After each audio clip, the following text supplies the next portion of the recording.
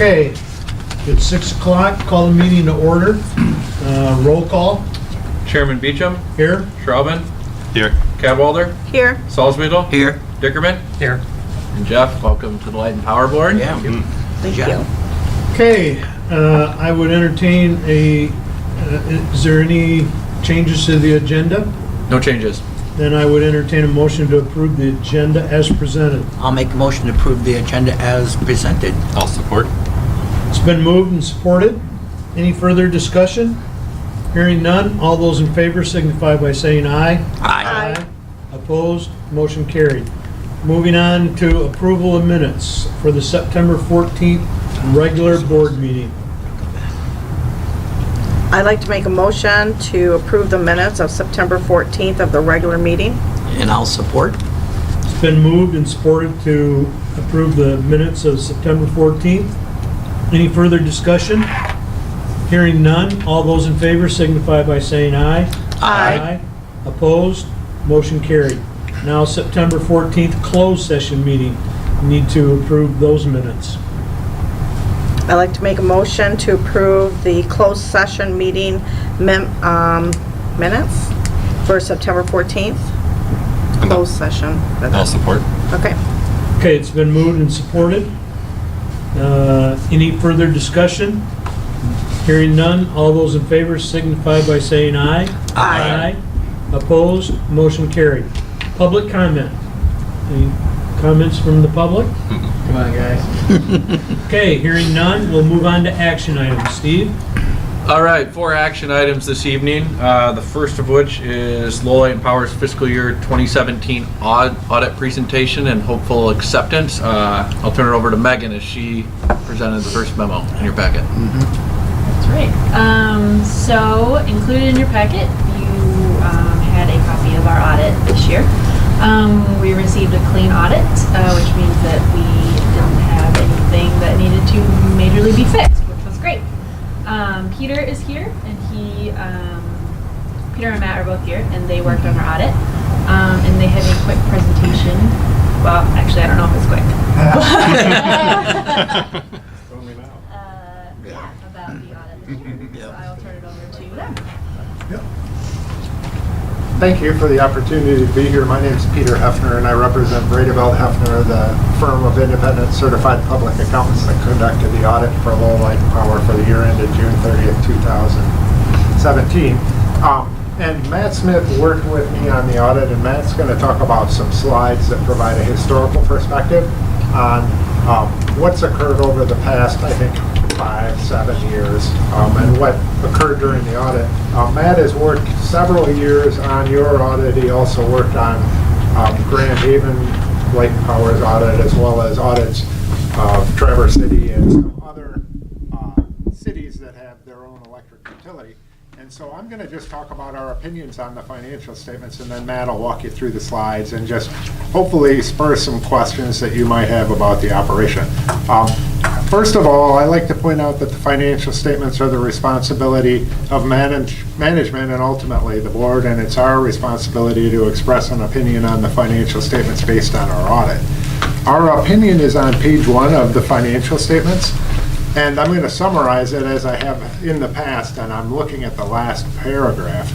And our opinion, very summarized, because it's 2 pages long, I don't want to read it for you. Our opinion is that the financial statements, if you scroll down the page,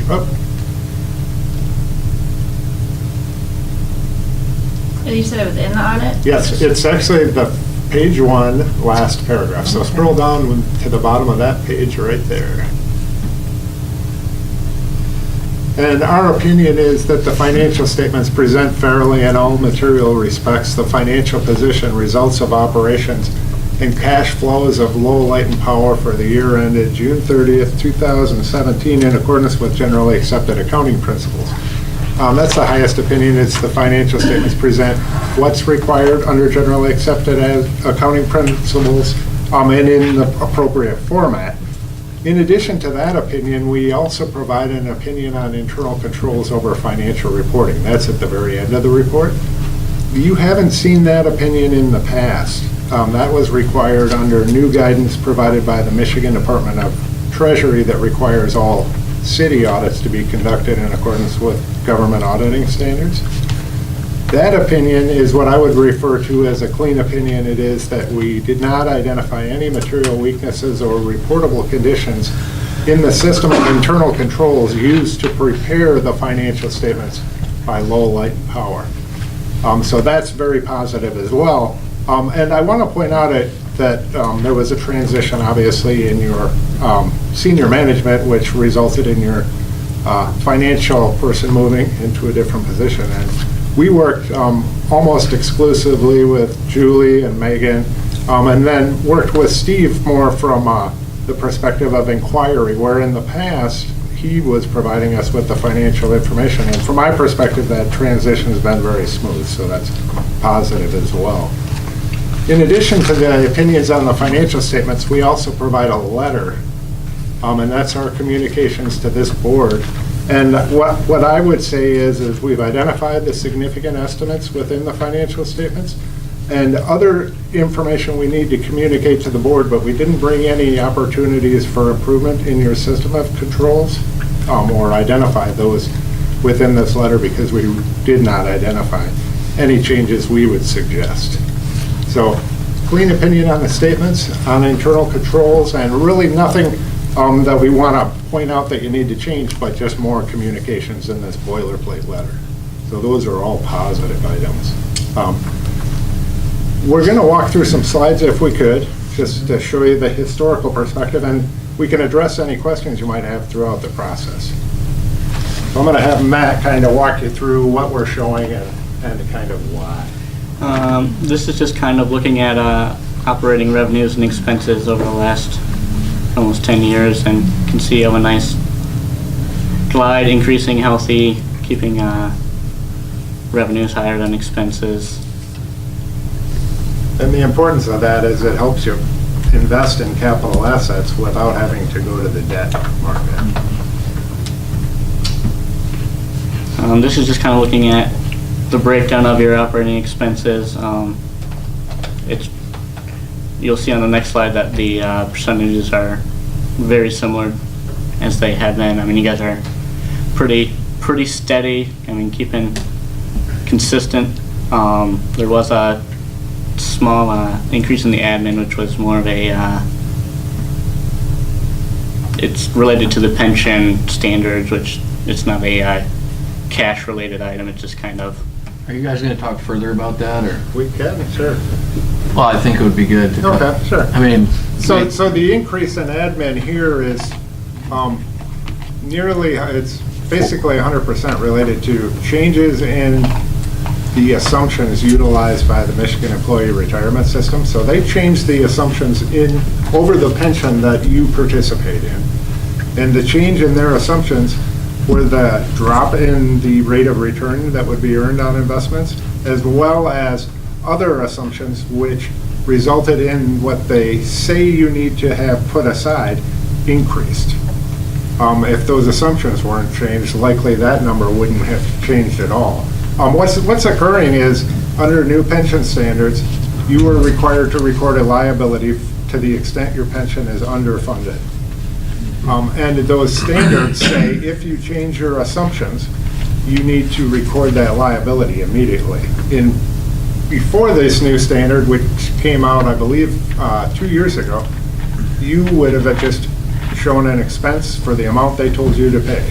Now what's happening is they're saying pay X, you're showing an expense for it, and then you have to record additional liability or a reduction in your liability based on what's happening in the plan. If you earn a lot of interest on the plan, that can make this dollars fluctuate. If you don't earn a lot of interest, it makes this dollar fluctuate. It's a lot more dependent on non-cash transactions. So that administration, I think you're going to see go up and down over time. This is probably going to be another good year for the plan, which went through 6/30 year end for 12/31. 12/31. Okay, so we'll see where we get to at the end of this year, 12/31. They'll run their calculation again, but so far the market is doing very well. That would lead me to think that that number will go down, and it can even go negative. we had a $383,000 adjusting entry after June 30 as the result of this GASB 68 standard. So I just want to point that out to the board because that is a fairly large increase, but that was a non-cash transaction as the Right. result of changes in assumptions in MERS. Right. So What do you you're laugh very- about, Barry? You're very dependent on what that board that oversees MERS, which is a small group of people, their changes in assumptions. So they think now you're not going to earn as much, and yet this year you've earned more than many years. So they're trying to read a crystal ball, and we'll follow, how they do as far as that number going up and down.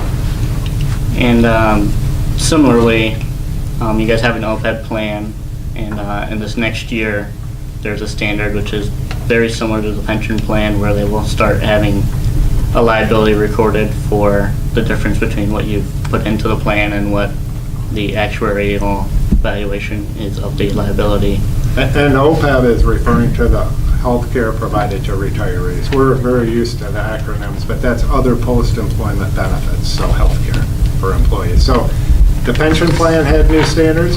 The OPEB plan has new standards that are, next year you will have to implement those, so several years apart. And we're getting more non-cash items showing up on your balance sheet, which are affecting your income statement. Does that make sense, everybody? Yeah, will we expect to see fluctuations in this administrative line item then, Yes. Yes. in the future? Heavy- Is there a way it can be split out so that No. It's, GAAP pretty much requires it to be part of? Right, it needs to be shown as an expenditure. Could it be shown as just pension or benefit costs? That could be done, and it actually is displayed separately in the audit, in the back schedule, where you show a schedule of expenditures. We I could wonder if break in it out future for years person- we break for the it out. slides, perhaps. Yeah, I can see that raising questions Yes. among the public. Yes. We could surely break it out in the slides and a separate component of your income statement if you chose to do so. I do have one client that does that, and it happens to be an electric utility. Really? Yes.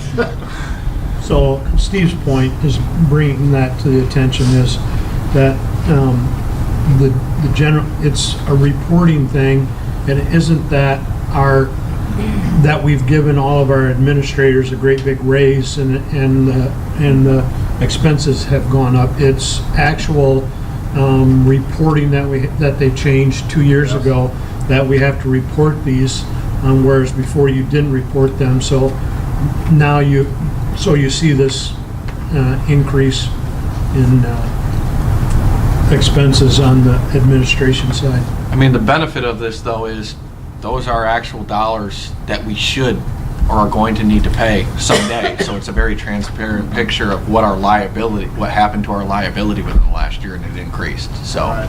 So the old standard said the actuary tells you how much to put aside, and you do, and the Michigan law required you to do so.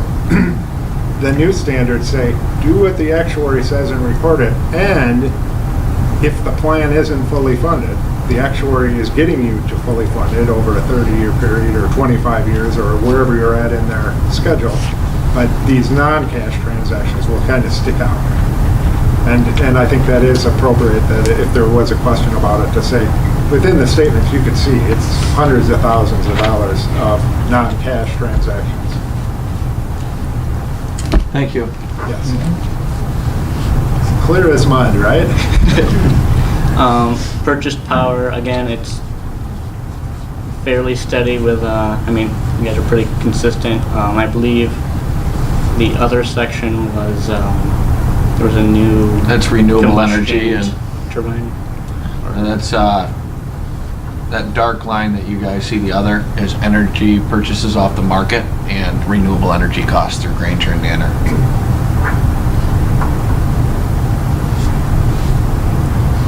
And I mean, again, you're changing that position. I mean, you're continuing to have revenues that exceed expenses, and you're keeping yourself healthy. And Yeah, the key here is that inevitably you have to invest capital in the system, and so if you can show a positive net income, you try to keep up with inflation of the cost of the system. So over time, the system is depreciating and driving, that number would be negative from depreciation, and you need to have slight income just to replace what was depreciated in the current year. And so that's very healthy. I mean, you have a positive bottom line year after year. It's not unheard of for that to go negative, but just kind of from a trend perspective, it's pretty much break even with the exception of a couple of years there. So that shows the net income each year. So it's Yes. not like a total over time. Right, correct. Okay. And keep in mind that there's that big pension number is a non-cash transaction. So this year before that, something you find out about later in the year, there's several $100,000 on top of that in cash put onto your books that can be used for capital as well. Mm-hmm. And you can kind of discern that on the statement of cash flows that's included in the financial statements, what dollars were coming in and what went out for capital. So that GASB adjustment didn't affect this? It then? does. It does. It did, so that's why it's down relative to the 2016-ish, because it would have been another 300 so higher, you're Right, saying? and 2016 would have been even higher still. Mhm. And then when you get back to approximately 14, that's before the standards. And 15, I think it actually went in our favor. Yeah, that's very So, possible. Yeah, the yellow line isn't cash flow, it's Right. just your net income on the income statement, Mhm. which is affected by these non-cash entries. Yes, and it doesn't reflect what you invested in capital as well. And maybe what we should do theoretically is probably do something with cash from the perspective of for future presentations, just to see how much went into capital and how much, what occurred with the cash balance.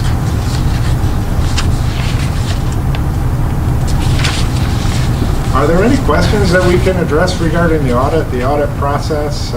Any of the slides, we can go back to those and try to address any questions. And the intent of the slides is to kind of give you the historical perspective. With the financial statements being just a one-year period, it's a little difficult to say, well, what changed? We're hopefully identifying those things that changed.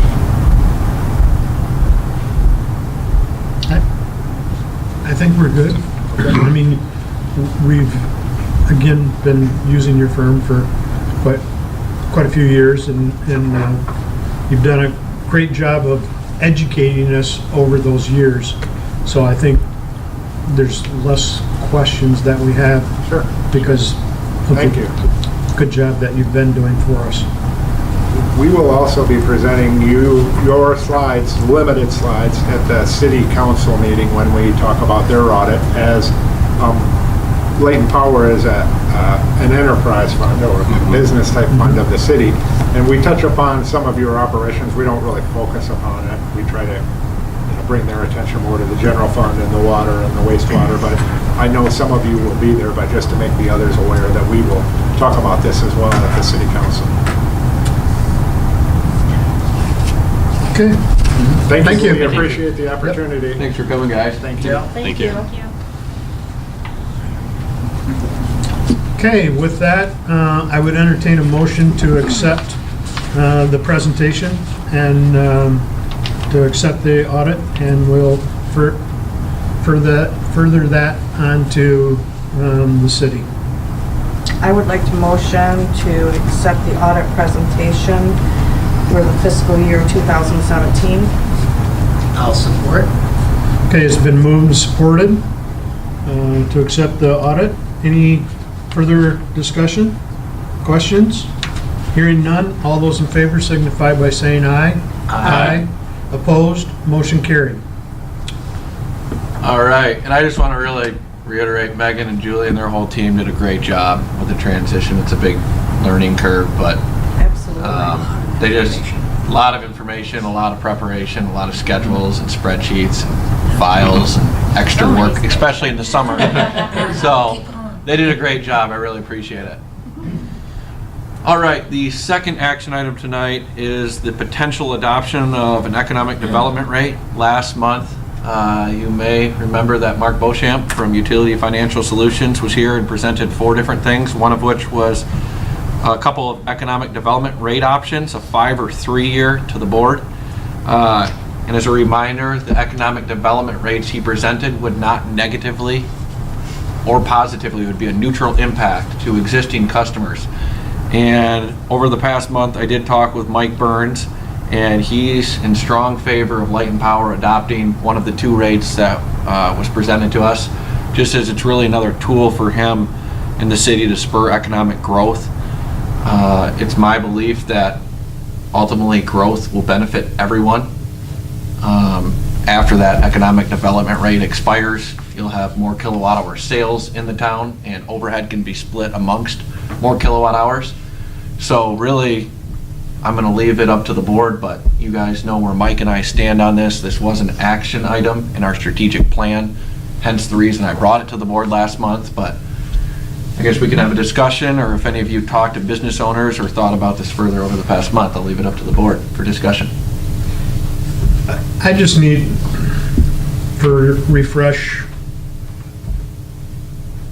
what's the, in a nutshell, difference between 3-year and 5-year? And from your management position, do you have a recommendation of whether a 5-year or 3-year plan? So a 5-year plan really, I think, exposes us to more risk because we're promising someone this discount for a longer period of time, and if financial or economic things change to the negative side and we did need that revenue, granted we, for other reasons, it's kind of hard to go back on your promise with a company saying, hey, we brought you into this town, we promised this cheaper rate for 5 years, but really things have changed. Maybe kilowatt hour sales declined over the course of 5 years and we could use that extra revenue to cover basic operational costs. I think that's your risk. A 5-year economic development rate just exposes you more. Go ahead. Aren't they the same sort of net, like, benefit to them? Like, you know, all the percentages, if you say, well, you get this savings for 3 years or this much for 5 years, to them, it ends up with the same amount of savings? Well, it really depends how much they use in each particular year. Does that make sense? True. Because you don't know if somebody's gonna be high load in year 3 or high load in year 1 or year 2, because if we look at if you can scroll down, Megan, to the actual. Shows 25, 20, 15. Yeah, it shows 25, 20, 15, 10, 5, or 25, 17, 8. Depending on where somebody actually uses their power, it would be a weighted average. Does that make sense, Andrew? Mm-hmm. So assuming if they used a constant amount of power, then it's roughly the same. It's kind of a, whether it's 3 or 5. I don't know if it actually is. I'm just wondering where the 25, 17, and 8 came from. Like, where did that? I think it's just a distribution? linear decrease. Just like the 25, 20, 15, Oh, 10, so just 5 a 25 to 0 You're right. over. Yes. It's just a linear Over 5 decrease. segments, okay. I mean, in theory, there could be some usage that gets somebody equal, but I don't think it's going to play out that way if we did the math. Just because people Okay. add or lose equipment or install energy efficiency equipment or not. Mm-hmm. Plants close at different times for different reasons with maintenance, so it's just hard to tell how it's actually going to work out for somebody. It's my belief this is just a linear decrease. So if a company were to go under after like 2 years, do they continue to get, if they like, I guess if they cease functioning, they're not drawing power, but they wouldn't, I'm just wondering if something happened with changing ownership or all that. You know, I've heard of other companies that get like a tax incentive and then they stop operating, but then they kind of keep the company, you know, around just to collect the tax incentive, and then this is kind of different, I guess. 'cause Yeah, it's this like- really, they're only getting a discount on what they use. So really, if they're not Yeah. really in business, it's not gonna hurt us and it's not gonna help them. But like you had just said, is if this company is in the running for 2 years, they decide to sell and this new guy comes in, they still have the 3-year window, correct? It's not like the new guy that buys the company. This guy signs up on. We'd also get the incentive. So, yeah, so this new guy says, you know, he got the 3-year incentive, why can't you start the clock again? Will you do It'd be like a that? question I of guess it depends transferability. who it applies Yeah. to. Does it? Well, I believe any increase in usage, this policy would also apply. Does that make sense? Remember we To the- talked about. to the difference in If there's an increase, right? existing customer who invests in additional load, we'd be willing to to give a discount on that additional load. If we gave a 3-year discount to a new business and they sold out, I would honor that 3 years for that business, but after year 3, it's done. Unless they're I'm investing in an additional infrastructure load. Okay. Yeah, we can't have this perpetual I calendar didn't know how of that changing worked. ownership, I and it's didn't just know this how that 3-year worked. clock that never ends. I mean, Right. that seems pretty unlikely, but I think it's good to talk about. Okay. Is this separate from infrastructure costs? Or is the discount applied toward, is it just applied toward the usage? Or if we have to build infrastructure to provide them power? That's the line Is that extension policy. This would be on the Okay. bill. Okay. Yep, that would be separate. The line extension policy, whatever it costs to get them service, we have a rate that we'll give them for that. Thank you. So this is just the kilowatt hour fee or the Yeah, their monthly bill. big ones that had the different, rate dependent, or the usage dependent part. So it's not like the customer service charge part. It's not a discount on that bit. I believe it's a discount on the portion of the fixed cost contribution. So we're giving up the fixed cost contribution, and that's like the portion of someone's bill that goes towards future capital projects. Does that make sense? Remember, there's that fixed cost contribution that we're already recovering that through existing customers to invest in the system. And we're saying with a new customer, we don't need that fixed cost contribution right now because we're already getting that from current customers to invest in the system. That's why we're not hurting anyone. So if there's no recourse, so if somebody, I mean, this is an economic development to entice people to move into Lowell and use our service. If they should go out in a year, 2 years, close their doors, there's no recourse or anything?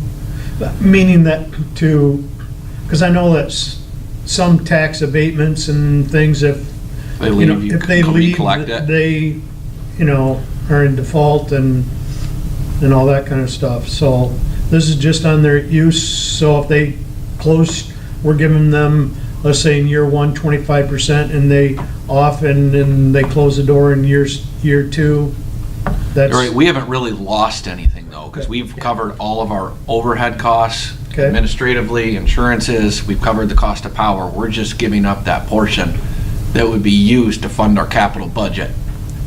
Does that make sense? Yeah, so the line extension policy is separate, so our costs outright, we might be able to come back and recoup, say they go out of business and. Right, and the line extension policies, you may remember they said like a homeowner, you're willing to contribute, it's a little over $1,200, and that represents a home being there for 7 years. And then there's like commercial and industrial, like a 5 or 3 year period. And that's just a risk that we're willing to take, and that's just totally separate issue. I'm personally comfortable with the 3-year plan more so than the 5-year plan.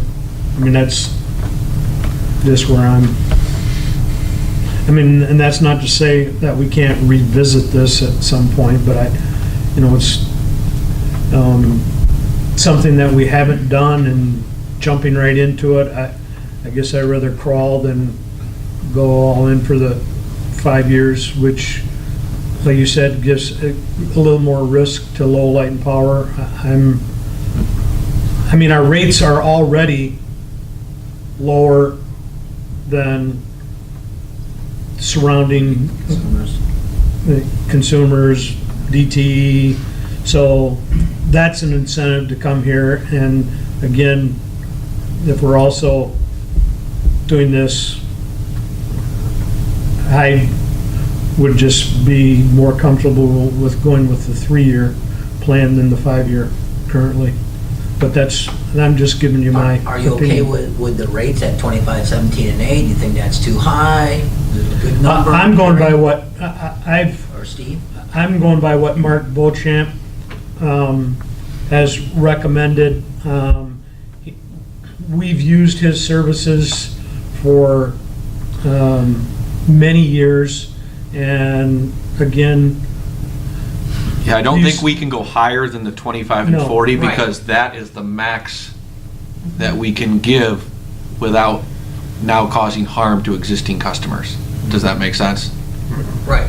So that's, is it lower, or do you want to keep it at 25? I would, Is it again, 20, 15, and 5? I have a lot of faith in Mark and his company, and they have led us, as you can see, what, in our audit, where we are and what we're doing, and a lot of that has to do with, their analysis and everything, so I'm very comfortable with their analysis, and that's what they've recommended, and so, I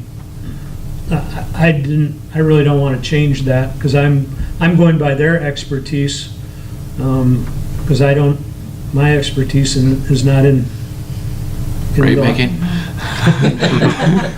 So Okay. again, for me, I am too. I'm comfortable with the 3-year plan with what he's recommended. The idea here is that we want to be competitive with other communities when a new business is going to move into an area. The question I would have is, what do other communities do? Or is this something that's fairly new? As I'm an actually- incentive program? I know like a CE or Consumers Energy, I'm not sure of other small municipals, to be honest with you. I mean, I can check on that. But like the two big ones, like Consumers or whoever, do they offer, I'm assuming they offer these kind of, Yeah, they're gonna have Something, economic but- development rates. They want as much business as they can. They do. Yeah. I would agree that you're right. The 3-year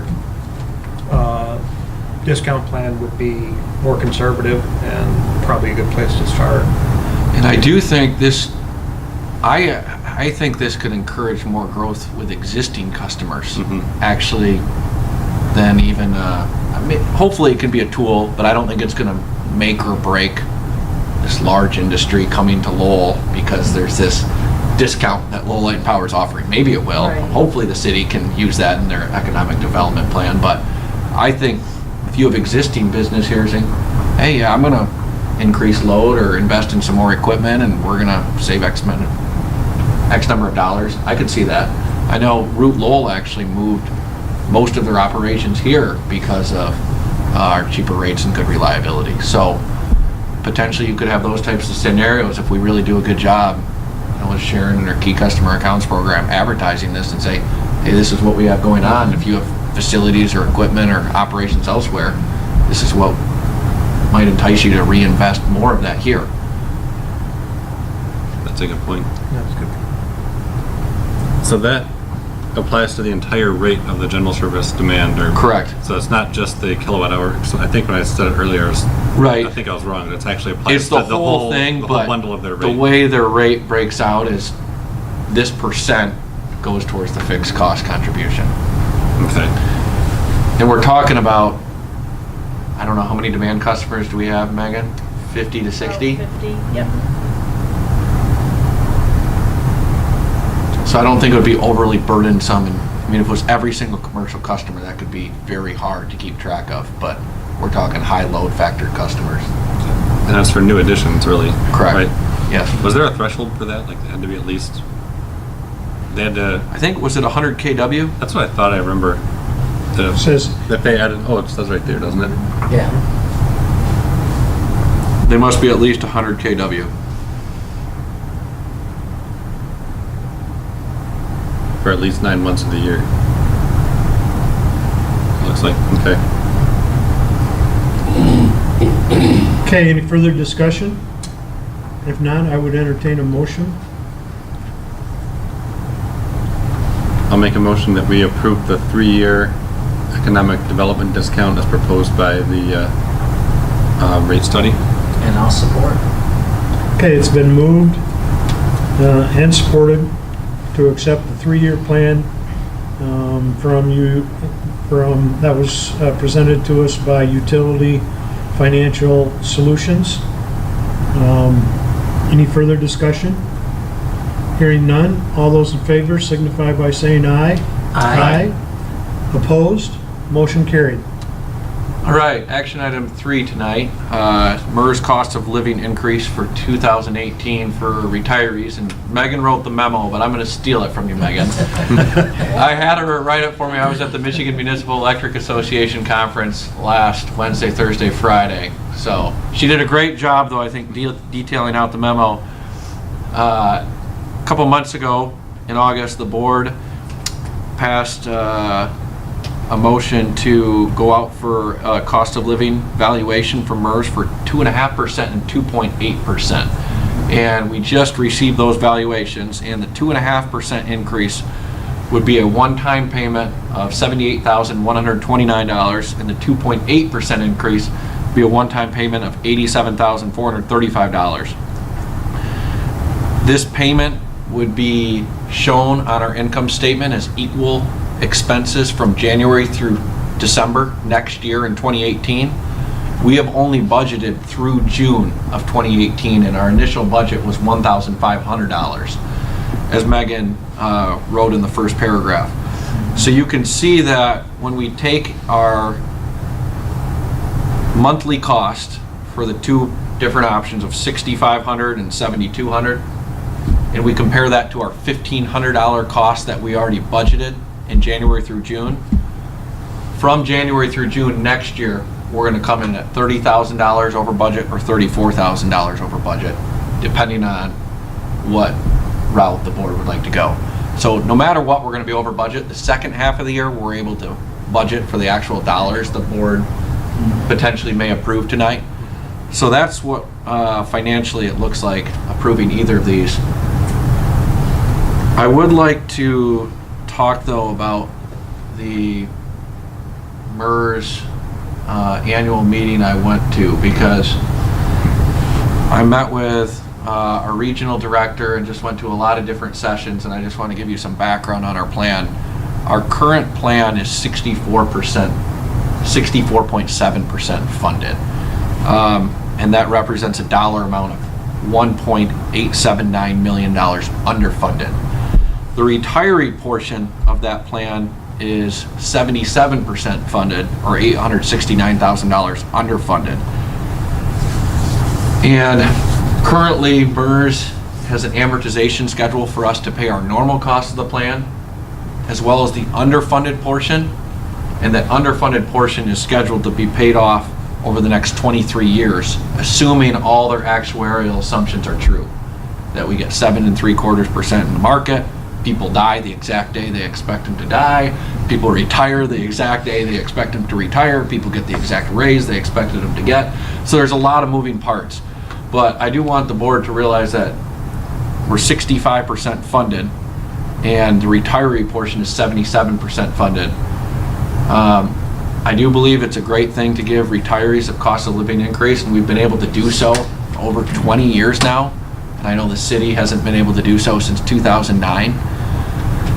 But eventually, I think, and especially after seeing tonight that we had a $383,000 non-cash pension expense that we know we're eventually going to have to pay, I just would like to have a discussion if it would be more prudent and responsible to the retirees, since right now we only have 77 cents on the dollar for them if Lowell Light and Power were to go away. If it would be more responsible to start knocking out that underfunded portion of our liability and give them a more modest increase or no increase at all, or talk further how about we start eliminating some of this debt.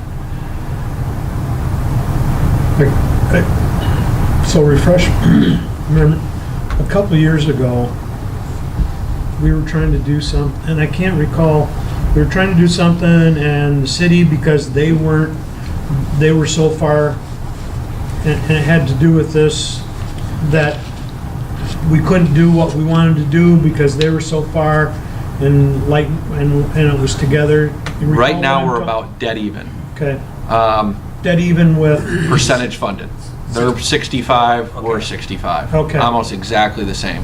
but wasn't there was something that we had to get to 80, there was a number that, I believe because we're not at 80% funded, we have to pay the entire cost of living increase in a one-time payment. and that requires approval by the city, because Lowell Light and Power falls within the city's Right. plan. If we were 80% funded, we could amortize this increase over a Okay. period of time. However, I think since that time, because you're right, Perry, it was 2 or 3 years ago, they've changed their rules to be more stringent, that you almost need to be like 90% or 95% funded to not amortize that, because it got people in trouble. Right. So if we took this $87,000 and paid it towards our plan total underfunded liability, it would increase our percentage funded almost 1.7% to like 66.4. It would knock out over 10% of the retirees' unfunded portion. So I know the retirees love getting an increase. I think it's awesome that we can give them an increase. But as a retiree, I'm not one yet, I do think there's a comfort of knowing everything that they've been promised is actually set aside in there for them. You know what I'm saying? Like, if you promise somebody a bunch of money and it's not actually there, there could probably be some unrest. And I'm not against giving some sort of increase, but seeing as it came in at $87,000, and after talking with MERS, and I was gonna take this one step further, there's also talk about lowering their investment assumption return again, potentially 7.5 or 7.25%. So that would increase our unfunded liability even further. And this is just new information that I received in the last 3 weeks. And what were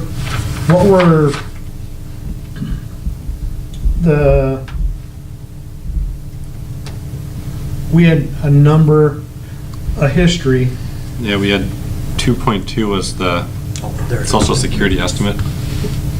I had to look in the August packet to find it. Okay. Yeah, and that was, so what was that? That was, So that, in the August packet, they're saying that the social security estimate for 2018 was 2.2% cost of living. And then our history was that we pretty much matched, and, you know, there was like 1 year we were way above and 1 year we were way below. right, But in the end, I think the net compounded increase was 8.36 is what we had increased, and the 9.09 is what Social Security's gone up. I think we were trying to catch up with Social Security. Right, Right. because if we had done 2.2, we'd still be the 0.7 behind. Right. And so doing one of these, we'd be, I mean, it doesn't exactly add, but close enough. It would be like 0.4 behind or 0.1 behind, I guess. The other option I thought about is catching up with Social Security, but then almost having an understanding that going forward, we're gonna really limit the cost of living increases, and we're gonna budget going forward potentially $150,000 a year to make payments to catch up on our underfunded liability, because I really think we need to make some work. I know MERS is amortizing that over 23 years, and they have a board that oversees their investments and how they diversify, but my opinion is they're too heavily invested in like fixed income and bonds and some very low risk items that Which the stock means market's gonna slow. have to go up substantially to Right. reach that 7 3/4, and That's real slow. I don't know. It's hard for me to see them getting 7 3/4 over the long term going forward. So I have my own reservations about their investment strategy. so are you, I just wanted to bring this so to the attention. are you suggesting that the 2.5 and the difference is, basically just under $10,000 and take the other, instead of going 2.8, go 2.5, and the difference, taking that 10,000 and putting it right into the retirement, or what do you? No, not really. I think we either have to pick one of these and stick with it this year, or forego almost the entire thing and may start making payments to our underfunded liability. The unfunded liabilities, the benchmark that we want to hit is above where we're at currently. Is that correct? I mean, we love to be 100%, Right. but what's a realistic expectation for that percentage? 60, I want we're at 100. 65%. I want 100. Okay. Seriously. So this would be I a mean, way- we're not gonna get there tomorrow, but there are 15 to 20% of municipals in MERS that are 100% funded or more. Oh, Yeah, I mean, it's So not we're this behind eight. impossible. I mean, we're in the biggest category right now. The two biggest categories are 60 to 70 and 70 to 80. I'd say over 50% of municipals are. But I don't want to be like every other municipal either. I mean, I want us to get to 100%. I mean, not only for the retirees' sake, but I work here and, I mean, it's just the responsible thing to do. I don't want to see us being like the school system or Detroit someday and, Right, the MIPS. oh, they're 20% funded because they didn't think about their plan and they made all these promises to people and they didn't fund them. I don't ever want to get, we're not at that point. I'm not trying to scare anybody, but after listening to MERS and, hey, they're going to decrease their investment returns in the future and our underfunded liability is going to go up. In talking, I mean, I'd also talked with Grand Haven, like, I think they're making like a $6 million one-time contribution to catch up. So, I mean, I kind of talked with Dave Walters about this further and he's been a mentor to me and we had good discussions last week about this and it's kind of like, hey, Dave, I think you're right. You got to fulfill these promises. Steve, based on these numbers, then what would that time frame be that you would think that we would get to 100%? So, yeah, I'm glad you asked that. I don't know if you read what I No. If we invested $100,000 a year and we did get 7 3/4%, the MERS assumption, within 11 years, we'd be completely caught up. I mean, I think that's a long ways away, but I've already been here for 8 and that's flown by. So, I mean, we could, and if we get higher than 7 3/4, we could be there in 7 or 8 years. So it's not like we're decades away. We could get there, But I think, by Are you 2025. also saying though, meanwhile, our retirees don't get any raises? That's what it would In the mean. 11 years? We'd have to talk further about that. That's How many correct. retirees do we have? I believe we have 9. We had 7, we're up to 9. Or we could do a blended approach. Ultimately, what I think is going to happen is we're going to need to look at our capital budget and say instead of having $1 million capital budget, we have to do 900,000. Does that make sense? And it's still a lot of capital. You maybe just take 10% of the projects that you were going to do and you push them out 1 year, and it's not going to make or break us. If status is quo, we have 9 retirees today in 11 years. What does that look like from today's group? Where does that go from 9? Provided they're all still living and whatever. What is that? I think actually, I mean, I don't mean to be like, I mean, Barney says he's going to work forever. So, I don't know. So in the next 10 years, you don't have anybody that's looking to say, hey. I think we'll have. Maybe just about 50 years. Well, did they have? Love it, Barney. Ryan Bryce over going. Love it, Barney. I got 8.5 left. Nope. I think we're gonna have 4 to 5 retire in the next decade. All right. But I think knowing some of our retirees' ages, I hate to be morbid, but I think you'll have 4 to 5 Yeah, potentially makes drop sense. off. We have a Okay. retiree that's 94. But these people did not have an opportunity to fund a 401k. I do not know that. I believe we've had an ICMA in the past. I'm not sure who participated in that. I don't, I'd like to look at this further. I can't, to be honest with you, I can't shoot from the hip and make a decision tonight on this. If you had to give me if you had forced me to give me a recommendation, I just wanted to bring this up so you could, if you felt super strong about what I was saying, I would say go with the 2.5 this year. Catch up with Social Security essentially, or we're very close. And then going forward, we adjust our capital budget and we keep our retiree increases more modest, but we make a conscious decision to lower our capital budget so we can fund this underfunded liability. I could live with that, but. That would be what I would For 11 recommend. years, I can't do that. Because like I said, these people didn't have an opportunity to fund a 401k or what have you. 11 years ago, that there was an opportunity for everybody. Do you have a 401k here? Do you? Oh, it's on 457. It's equivalent. It's equivalent. Yeah. You know what I'm saying? I don't want to do that right now. Well, I'm not asking for 11 years, but this is what we'd have to do to catch up. so you said the 2.5% would bring on par with Social Close. Security's I mean, you're roughly? within probably 0.3%. Okay. And that seems to have been the goal over the past at least 6 Well, years. 2.5 would gain like 0.3. And we were down by what, 0.6? We were down by like 7, 0.7 it looks like. So we were within 0.4%, which is, I think, pretty close. What's that point? Am I doing my math right? 0.73. 909 minus 836 is. Oh, there's a projection for 20. So 0.7 is So the great. projection Yeah, for 0.7, 2018 is 2.2%. We're looking at 2.5, we get a net gain. So we'd be within 0.3. 0.43% of Social Yeah. Security if we went with 2.5.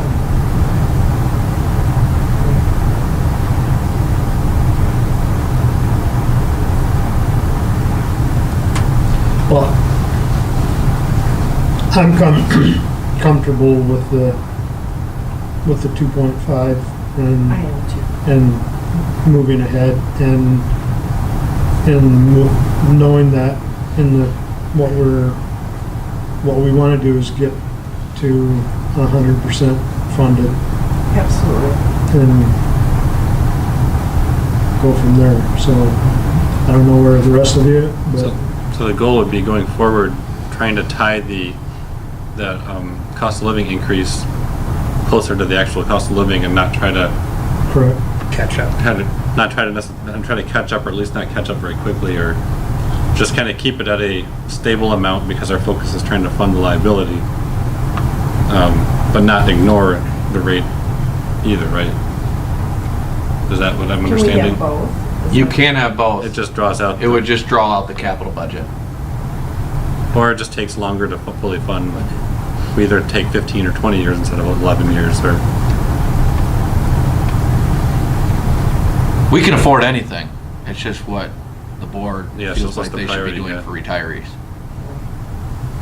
I just wanted to make you aware of the current MERS situation in our plan. If there was a complete consensus, it was like, oh, well, kind of forget the retiree cost of living, we'll just take this money. But obviously, Right. it doesn't look like the board's okay with that, so that's why I gave you the recommendation I did after just hearing your feedback today. What about the other funding? I know we talked about the retirees at 77 and get that to 100%. What about the other side where we're only at 64? How does that get driven under this plan? That $100,000 over 11 years would fund the entire Okay. thing. The retiree portion would be 5-6 years. Okay. Yes. Yeah, that's the entire 1.9 million could be funded in 11 years. Okay, I would entertain a motion for our cost of living for retirees. I had a quick question Sure. before we. So did you already discuss where the extra budget comes from? We'll find it. But there's enough flexibility that you can find 30,000. Yep, there is. Barney's standby generator came in $28,500 under budget. There's a ton of different capital projects that we just haven't even started that we can just delay a month or two, and you can find the money there. Okay. That shouldn't be a problem. Okay. I just wanted to. I assumed as much. I just wanted to make sure there was Right. a way to deal with that. Yep.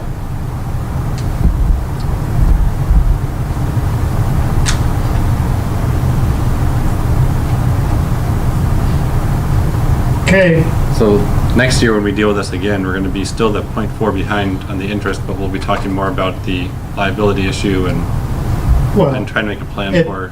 that really depends on what the actual, I mean, this is projected. Yeah, because we don't know what the actual. Because again, if you go back to that history, you're gonna been see up, where yeah. one year they projected 2 and it was 0, and then another year it was projected 0 and it was 2. So it depends on where it actually comes in at. We could actually, whatever it comes in at with Social Security, we could actually, we could fluctuate either way. I mean, it's just kind of a educated guess. That's what they're doing. And again, we could be caught up or we could be further behind. It depends on what it actually comes in at. Or the board can make a decision, we're just gonna give a cost of living increase tied to Social Security. Gonna do that no matter what, and we're just gonna decrease our capital budget to cover the unfunded liability. That's another route that you just keep doing what you're doing. So for this year, for the estimate for 2018 would be 2.2%, is that? Correct. That's kind of what you're suggesting, and then Right. also direct you to, Right, and we can talk about that much further during budget time. And this will be a good discussion then. I like that idea. I did. So doing the 2.2 instead of 2.5, you're saying, That would match the projection for 2018 for Social Security. The only problem with So we doing don't- 2.2 is we're gonna have to go out for another valuation. Oh, got it. because we just did those two? Correct. Recommended 2.5. So it'd take another month and a half and we'd be running tight with getting this approved before December 31st and then give their, So I are we- personally like the 2.5, just because it kind of gets us back, hopefully, if that, whatever it comes in at, if it comes in at the 2.2, it gets us a little bit closer, because we're currently, right now, the projected, we're 7/10 behind. Mhm. And then we can reevaluate. And I'll agree that I think it's important to have it 100% funded, and I'd rather do that sooner than later. But I think personally, I think we go with the 2.5 at this point, and then determine what we want to do after it. We see next year and see what it actually came in at, and go from there. And again, Steve will have the opportunity to look at budgeting, to get a larger payment to MERS so that we can get towards that 100% funded. With that, I'll make a motion to approve the 2.5 cost of living for the 2018. Now support. Okay, it's been moved and supported for the 2.5. Any further discussion? Hearing none, all those in favor signify by saying aye. Aye. Opposed? Motion carried unanimously. all right, and that will go to city council for final approval. So if for whatever reason they did not vote yes, this would not happen. Right, just making sure everybody knows. Last item for the action items is a utility pole purchase, and I'll turn it over to Megan and Ryan. So this one's pretty straightforward. We are doing a lot of projects, which Ryan can speak to, that require a lot of our poles. So we are just looking to make an order to replace the ones that we will be using, and then as well stock up on some other sizes that we're getting a little low on. And we went out for 3 quotes, and the lowest was Thomas and Lumber. And Ryan, if you'd like to speak to what the poles are being used for. We have a customer out on Grand River Drive, Addicts, not sure how you say that for Addicts. sure, but they're really growing their business fast. They needed 3-phase at the time that they moved out there last summer. We didn't really have 3-phase in the area. It is on our 5-year plan to have 3-phase built down through there out a couple of years, but we figured we could move that project up and get it built out to them ahead of time so that we could satisfy their growth needs. And that's going to use up probably 14 to 15 of our poles, and we figured if we had funds available, we would just replenish those in our stocks to keep us where we were, so we always are sitting on adequate supplies if storms go by or something like that. So that's what we're in the midst of doing right now. Because the lead time's kind of long, right? For poles? Yeah. No, that was pretty fast, actually. Didn't they I thought. say like 6 weeks or something? I think the one was 3 to 4 weeks. Yeah, Thomason is 3 to 3.5. So. Okay, so that's not too bad, I guess. They'll fit right into place really well. We won't have all of them used up out of stock before they get here. And I was kind of hoping they would actually roll in with the load where we're in the middle of doing the project out there. We could have them stake drop some of their load right out there. But we'll see how that works out. How many do you usually keep on hand? What's your, Probably keep 8 to 10 of each size. Some of the sizes we have a lot more of, but we don't really keep a huge stock, but that's kind of where it was sitting when I first started here, so that's where we try to stay. The question I had is how come the bids had different quote quantities for each Like, didn't we say we need this many of each type and? Yep, so that was, some of the